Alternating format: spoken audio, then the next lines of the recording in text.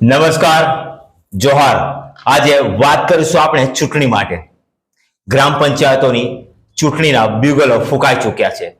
ટૂંક સમયમાં જ ફોર્મ ભરવાનું પણ ચાલુ થઈ જશે, પણ મહુવા તાલુકાની ચૂંટણી એક ગજબ અને અજબ પ્રકારની છે।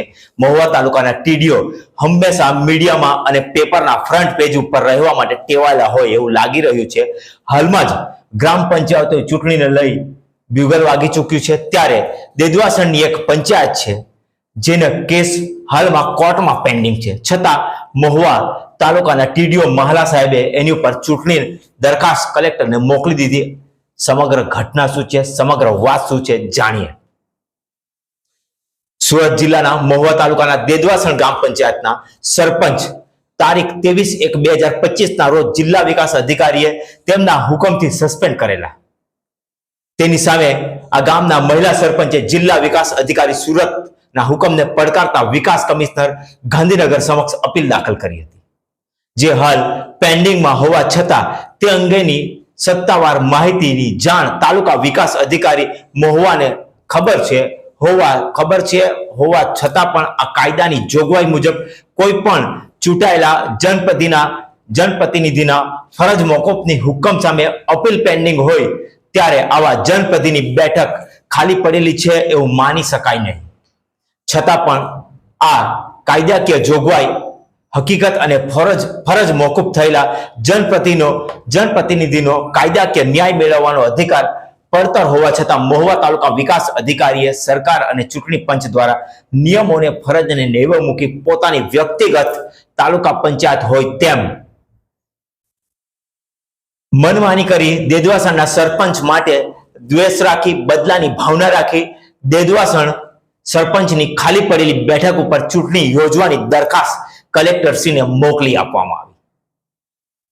તાલુકા કક્ષાની આટલી મોટી પોસ્ટ ઉપર બિરાજમાન આ ટીડીઓ સાહેબને હવે શું કહેવું એ તો સરકારના ઉચ્ચ અધિકારીએ જ નિર્ણય લેવો પડશે, કારણ કે એમણે જે કાર્ય કર્યું છે એમની પોસ્ટની બહારનું છે, લોકતંત્રના બહારનું કાર્ય કર્યું છે, એટલે આપણે એમાં કંઈ બોલી શકીએ નહીં। પણ હકીકતમાં દેદવાસણના સરપંચને 23/1/2025 થી હોદ્દા પરથી ફરજ મુક્ત કરવામાં આવેલા। તેની સામે 27/1/2025 ના રોજ વિકાસ કમિશનર ગાંધીનગર સમક્ષ અપીલ દાખલ કરવામાં આવી, જેની સુનાવણી હાલ પેન્ડિંગ છે।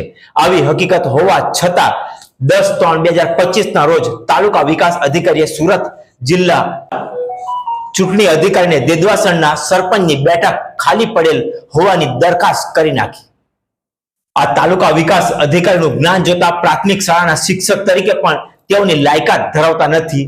તેઓ તાલુકા વિકાસ અધિકારીઓની નોકરી કઈ રીતે કરી શકે છે એવું મહુવા તાલુકાના ગ્રામજનો અને લોકમુખે ચર્ચાઈ રહ્યું છે। વધુમાં તાજેતરમાં જ ગુજરાતમાં ગ્રામ પંચાયતની ચૂંટણીઓ જાહેર થતા તેની સાથે ગ્રામ પંચાયતના પ્રતિનિધિઓ અને સરપંચોની પણ પેટા ચૂંટણીઓ હાથ ધરાય તે સ્વાભાવિક છે।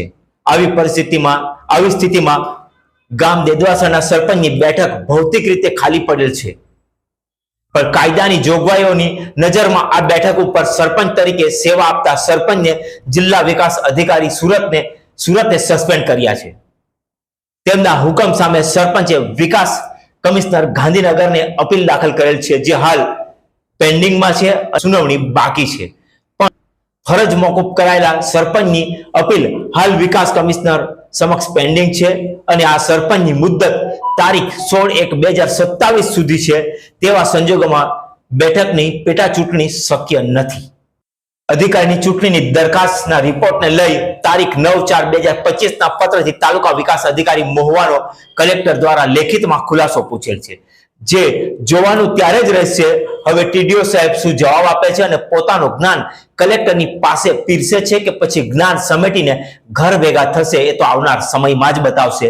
પણ તાલુકા વિકાસ અધિકારી મહુવા ખૂબ જ ચર્ચામાં રહ્યા છે પાછલા સમયમાં અને હાલના સમયમાં પણ ચર્ચામાં રહેવાનું એક પણ કારણ એ છોડતા નથી અને હાલ ચૂંટણીના સમયે પણ એમણે પોતાનો અંગત દ્વેષ જાહેર થતો હોય તેમ ચૂંટણીની દરખાસ્ત કરી પોતાનો એમની સામેનો જે રોષ છે એ ઠાલવ્યો હોય એવું સાબિત થઈ રહ્યું છે. પણ હવે આવનાર સમયમાં જોવાનું રહેશે કે કલેક્ટર સાહેબ શ્રી આમની ઉપર શું પગલાં લેશે કે પછી આવા ટીડીઓને પ્રોત્સાહન મળતું રહેશે.